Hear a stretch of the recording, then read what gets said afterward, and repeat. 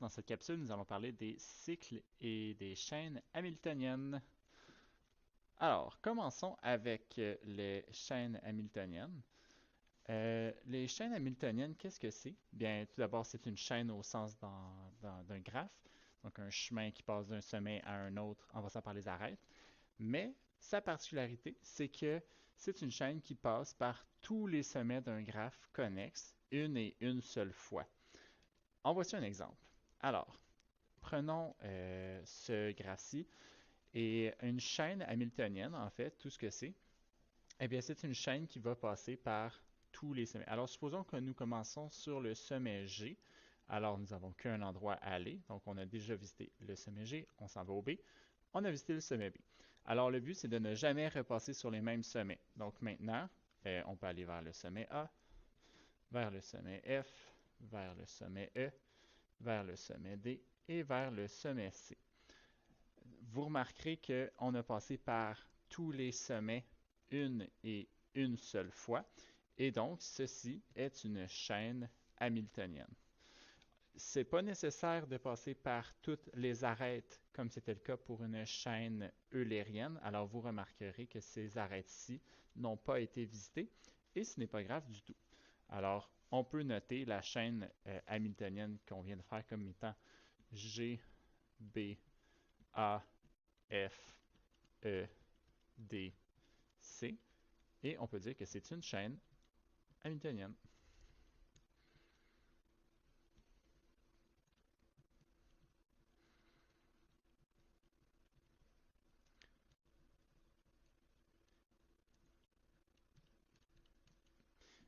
Il y a aussi un équivalent avec les cycles hamiltoniens. Alors, qu'est-ce que c'est qu'un cycle hamiltonien? C'est un cycle qui passe par tous les sommets d'un graphe connexe une et une seule fois. Alors, en voici un exemple. On a un graphe ici avec plusieurs sommets. On peut partir d'un sommet et ensuite essayer de se rendre à tous les autres sommets. Donc, par exemple, je peux partir du sommet A, aller vers le sommet B, vers le sommet C, vers le sommet D, le sommet E, le sommet F et revenir au sommet A. Alors, comme c'est un cycle, le but, je vous rappelle, c'est de revenir au au sommet de départ. Alors, on voulait revenir au A. Et ensuite, on a visité tous les autres sommets seulement une fois. Alors, on pourrait écrire que A, B, C, D, E, F, A est un cycle hamiltonien.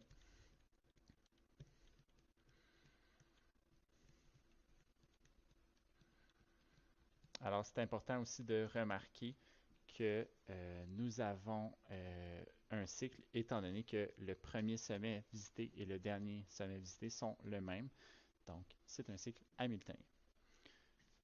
En voici un contre-exemple. Alors, voici un graphe qui ne comprend pas de cycle hamiltonien.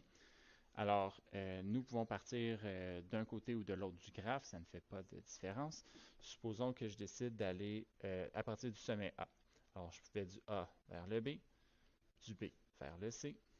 Et maintenant, vous remarquerez que si je décide d'aller vers la droite, vers le sommet E, eh bien, il n'y aura aucune façon de revenir sur le sommet A sans repasser par le sommet C.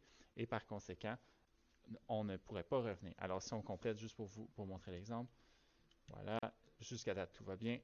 Et rendu ici, bien, si je décide d'aller vers le F et ensuite je m'en vais vers le E, à ce moment-ci, ce n'est pas un cycle hamiltonien parce que je reviens pour une deuxième fois sur le sommet E. Si je décide d'aller par le chemin ici, je reviens une deuxième fois sur le sommet C. Ce n'est donc pas un cycle hamiltonien. Donc, ça en était un contre-exemple, juste pour vous montrer ce que ce n'était pas. Pour ce qui est des applications des cycles hamiltoniens, c'est souvent ce qui est utilisé en optimisation lorsqu'on s'intéresse à trouver le chemin le plus efficace pour visiter plusieurs villes. Donc, supposons que nous sommes un livreur de paquets et qu'on part de la ville A, là où est notre entrepôt, et qu'on désire visiter toutes les villes avoisinantes pour aller faire nos livraisons. Alors, naturellement, on peut trouver plusieurs chaînes hamiltoniennes dans le graphe qui est ici. Par exemple, on pourrait passer de A vers B en passant par ce chemin de 4 km, par ce chemin de 2 km pour atteindre la ville D, par le chemin de 5 km et pour revenir ensuite à la ville A.